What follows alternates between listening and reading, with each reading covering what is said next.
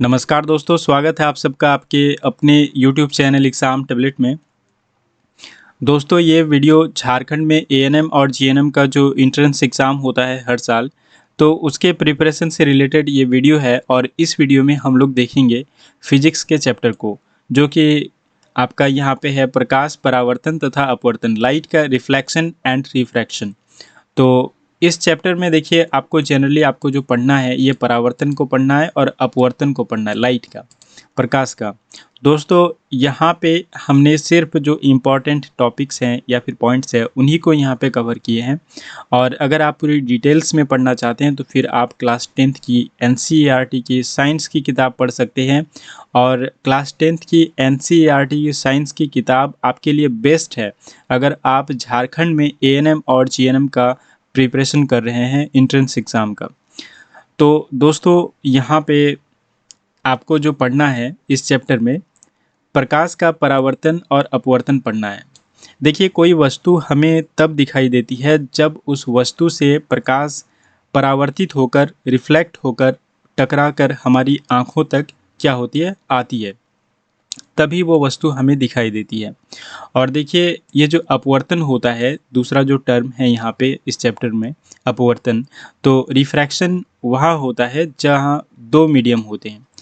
तो जब भी लाइट जो होता है एक मीडियम से दूसरे मीडियम में प्रवेश करती है और अगर उसका घनत्व कम या फिर ज़्यादा हो तो वहाँ पे क्या होती है, लाइट जो होती है वहाँ पे रिफ्रैक्ट होती है, अपवर्तित होती है, मतलब लाइट वहाँ पे मुड़ती है।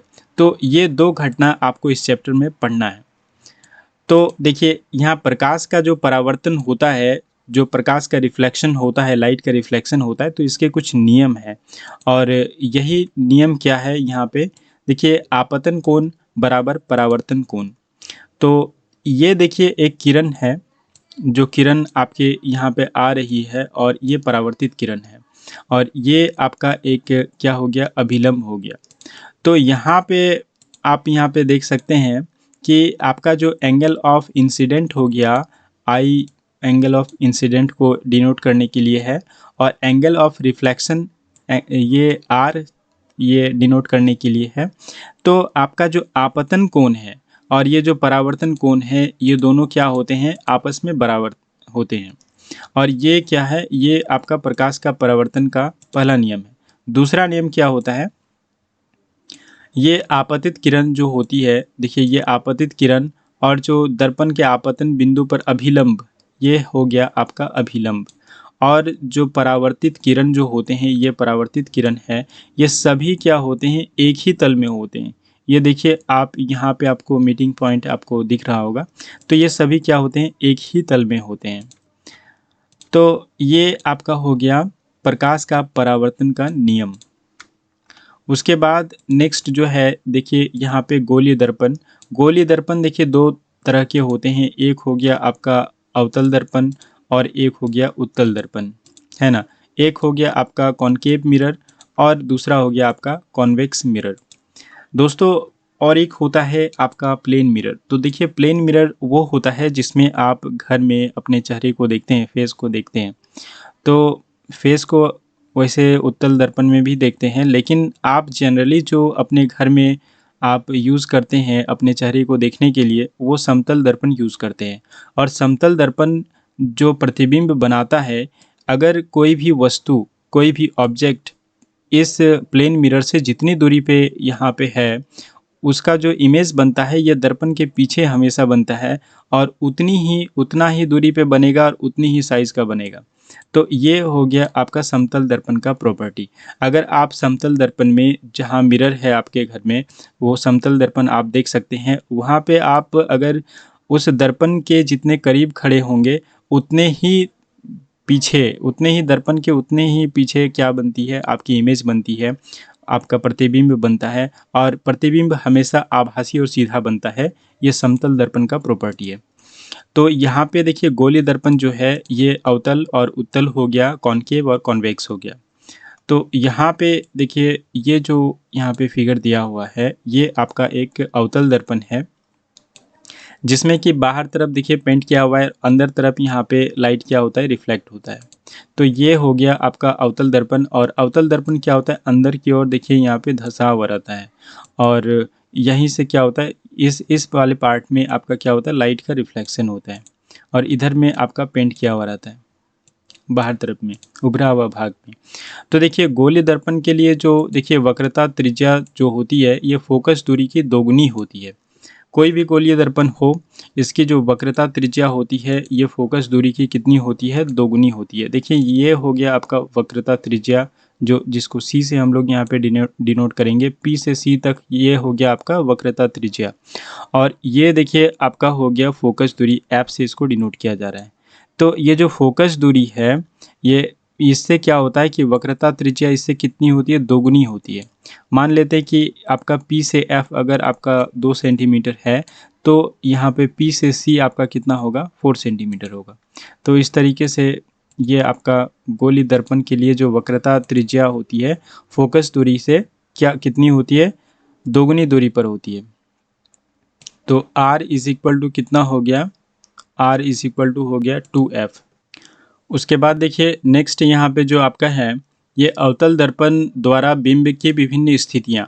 मतलब एक अवतल दर्पण पे एक ऑब्जेक्ट यानी जो एक बिंब है उसकी स्थिति कहाँ पे रहेगी, तो उसका इमेज यानी जो प्रतिबिंब है ये कहाँ पे बनेगा। तो ये आपका हो गया, ये विभिन्न स्थितियाँ हैं, ये कॉलम आपका दिया हुआ है और ये कॉलम आपको NCERT की किताब में भी मिल जाएगी। तो देखिए यहाँ पे एक अवतल दर्पण तो इमेज है यहाँ पे, तो इसी के एग्जाम्पल में हम लोग समझते हैं। तो देखिए अनंत पर अगर बिंब की स्थिति रहा, मतलब ऑब्जेक्ट अगर अनंत पे रहा, इन्फिनाइट पे रहा, तो क्या होगा, जो आपका प्रतिबिंब बनेगा ऑब्जेक्ट का ये कहाँ पे बनेगा, फोकस पर बनेगा। और प्रतिबिंब का साइज क्या होगा, अत्यधिक छोटा होगा, बिंदु साइज का होगा। देखिए ये जो लाइट आ रही है, ये लाइट जो आ रही है रिफ्लेक्ट होके, ये ऑब्जेक्ट से जो रिफ्लेक्ट होके आ रही है, ये मान लेते हैं ये अनंत पे है। अगर ये अनंत पे है तो ये देखिए कहाँ पे आपका प्रतिबिंब बन रहा है, फोकस पे बन रहा है। तो उसके बाद देखिए आपका प्रतिबिंब का जो साइज होगा, जो आपका इमेज का जो साइज होगा क्या होगा, अत्यधिक छोटा होगा, बिंदु साइज का होगा। तो ये फोकस पर ही बनाएगा, बिंदु साइज का बनाएगा। और प्रतिबिंब की प्रकृति क्या होगा, वास्तविक एवं उल्टा होगा। तो इस तरह से देखिए नेक्स्ट जो आपका है कि सी से परे, अगर सी से परे कोई ऑब्जेक्ट रहा, मान लीजिए यहाँ पे एक ऑब्जेक्ट है सी से परे, ठीक है, तो ये कहाँ पे प्रतिबिंब बनाएगा, एफ तथा सी के बीच में बनाएगा, फोकस तथा जो सेंटर ऑफ कर्वेचर है इसके बीच में आपका बनाएगा। तो ये देखिए आपका कहाँ पे बनेगा, जो इमेज होगा ये आपका सी तथा एफ के बीच में बनेगा। और देखिए ये जो आपका प्रतिबिंब का जो साइज होगा ये क्या होगा, ये छोटा होगा प्रतिबिंब और वास्तविक तथा उल्टा होगा, है ना। उसके बाद नेक्स्ट जो आपका है, नेक्स्ट आपका जो कंडीशन है ये क्या है, सी पर अगर रहता है, अगर कोई ऑब्जेक्ट यहाँ आपका सी पर है, तो अगर सी पर है तो आपका प्रतिबिंब जो बनेगा ये कहाँ पे बनेगा, ये प्रतिबिंब सी पर ही बनेगा। और इसका जो देखिए साइज होगा ये क्या होगा, समान होगा, और ये क्या होगा, वास्तविक एवं उल्टा होगा। तो ये कंडीशन है। उसके बाद जो नेक्स्ट आपका कंडीशन है, सी तथा एफ के बीच में रहेगा, तो ये कहाँ पे बनेगा, देखिए सी तथा एफ के बीच अगर ये एक ऑब्जेक्ट है तो इसका इमेज कहाँ पे बनेगा, सी से परे बनेगा, सी से परे बनेगा। और ये क्या होगा, विवर्धित होगा, मतलब ये इमेज जो होगा क्या होगा, बड़ा होगा, और क्या होगा, वास्तविक एवं उल्टा होगा इमेज, ठीक है। और उसके बाद जो नेक्स्ट कंडीशन है आपका, एफ पर अगर कोई भी बिंब की स्थिति, मान लीजिए कोई वस्तु अगर एफ पर यहाँ पे फोकस दूरी पे यहाँ पे रखा हुआ है, तो इसका जो प्रतिबिंब बनेगा वो कहाँ पे बनेगा, अनंत पर बनेगा, इन्फिनाइट पर बनेगा इसका प्रतिबिंब, ठीक है। और इसका प्रतिबिंब जो बनेगा क्या होगा, अत्यधिक विवर्धित होगा, मतलब बहुत बड़ा होगा, और वास्तविक एवं क्या होगा, उल्टा होगा, है ना। उसके बाद देखिए नेक्स्ट जो आपका यहाँ पे कंडीशन है वो क्या है, देखिए P तथा F के बीच में अगर कोई बिंब रहता है, कोई भी वस्तु अगर P तथा F, देखिए यहाँ पे आपका P है और F है, तो P तथा F के बीच में यहाँ पे अगर कोई भी बिंब रहा, कोई भी ऑब्जेक्ट रहा, तो इसका इमेज कहाँ पे बनेगा, दर्पण के पीछे बनेगा, दर्पण के पीछे बनेगा। और फिर क्या बनेगा, देखिए दर्पण के पीछे बनेगा, विवर्धित होगा, मतलब क्या होगा, दर्पण के पीछे बनेगा और ये क्या होगा, बड़ा भी होगा, इमेज बड़ा भी होगा, और फिर क्या होगा, आभासी तथा सीधा होगा, है ना। तो ये कंडीशन है आपका P तथा F के बीच में अगर कोई इमेज रहा P और F के बीच में, तो ये दर्पण के पीछे बनेगा और आभासी और सीधा बनेगा। उसके बाद यहाँ पे जो नेक्स्ट है आपका अवतल दर्पण का जो उपयोग है वो क्या क्या है। तो टॉर्च, सर्च लाइट तथा वाहनों के अग्रदीप में इसका यूज किया जाता है जो अवतल दर्पण है। मतलब टॉर्च में, सर्च लाइट में, और जो जो आपके मोटर व्हीकल हो गए, फॉर एग्जांपल जो बाइक हो गया या फिर कार हो गया, इसके हेडलाइट में अवतल दर्पण का उपयोग किया जाता है। उसके बाद फिर सेविंग दर्पण में उपयोग किया जाता है। फिर उसके बाद देखिए जो डेंटिस्ट होते हैं, दंत विशेषज्ञ होते हैं, उसके द्वारा भी अवतल दर्पण का उपयोग किया जाता है ताकि जो दांत होते हैं उसके प्रतिबिंब, उसका इमेज क्या हो, बड़ा बने। उसके बाद देखिए सौर भट्टियों में यहाँ पे भी क्या होता है, सूर्य का प्रकाश को केंद्रित करने के लिए सौर भट्टियों में क्या यूज़ होता है, अवतल दर्पण यूज़ होता है। उसके बाद नेक्स्ट देखिए यहाँ पे उत्तल दर्पण द्वारा प्रतिबिंब जो बनती है उसका विभिन्न स्थितियाँ यहाँ पे दिया गया है। और अनंत पर अगर बिंब रहता है तो फिर ये कहाँ प्रतिबिंब बनता है, फोकस F पर दर्पण के पीछे बनता है। अत्यधिक छोटा और बिंदु साइज का बनता है और इसमें क्या बनता है, आभासी और सीधा प्रकृति का होता है। अगर अनंत तथा दर्पण के ध्रुव P के बीच रहा तो फिर क्या होगा, P तथा F के बीच दर्पण के पीछे ये प्रतिबिंब बनाता है और प्रतिबिंब का जो साइज होता है ये अत्यधिक छोटा होगा, मतलब छोटा होगा। और फिर प्रतिबिंब की जो प्रकृति हो गया ये क्या होगा, ये आपका आभासी तथा सीधा होगा। और उसके बाद देखिए उत्तल दर्पण का जो उपयोग होता है ये क्या होता है, वाहन के पश्च दर्पण के रूप में। तो देखिए जब आप बाइक या फिर कार में आप बैठते हैं तो फिर जो साइड मिरर लगी हुई रहती है उसमें यहाँ उत्तल दर्पण का उपयोग किया जाता है ताकि एक बहुत बड़ा सा दृश्य आपको दिखाई दे पीछे का।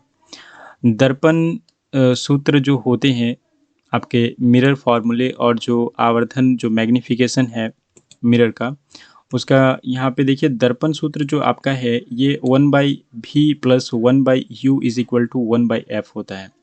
तो v हो गया आपका प्रतिबिंब की दूरी और u हो गया आपका बिंब की दूरी और f से हो गया फोकस दूरी। तो अगर आपको किसी वस्तु का अगर बिंब की दूरी मालूम हो, फिर अगर आपको फोकस दूरी मालूम हो, तो फिर आप यहाँ पे प्रतिबिंब की दूरी निकाल सकते हैं दर्पण सूत्र से किसी दर्पण के लिए। और आवर्धन जो होता है देखिए प्रतिबिंब की अपेक्षा, जो देखिए बिंब की अपेक्षा जो प्रतिबिंब होता है ये कितना गुना आवर्धित है। मतलब क्या, देखिए एक यहाँ पे एक वस्तु है, ये हो गया आपका बिंब, और यहाँ पे जो इमेज बना ये हो गया आपका प्रतिबिंब। तो ये जो इमेज है, ये जो प्रतिबिंब है, ये इस बिंब की अपेक्षा, इस ऑब्जेक्ट की अपेक्षा कितना गुना आवर्धित, मतलब कितना गुना बड़ा है। इससे इसको कैसे निकालेंगे, इसी को क्या बोलते हैं, इसी को बोलते हैं आवर्धन। इसी को बोलते हैं आवर्धन, बोलते हैं किसी भी गोलीय दर्पण का।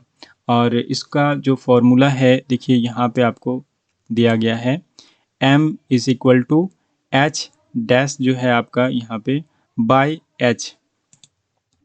तो h जो हो गया यहाँ पे h डैश जो हो गया ये आपका प्रतिबिंब जो है, इस प्रतिबिंब का हाइट हो गया, और बाय h जो हो गया ये आपका बिंब का हाइट हो गया। तो इसको अगर निकालेंगे तो ये क्या निकलेगा, मैग्निफिकेशन निकल जाएगा।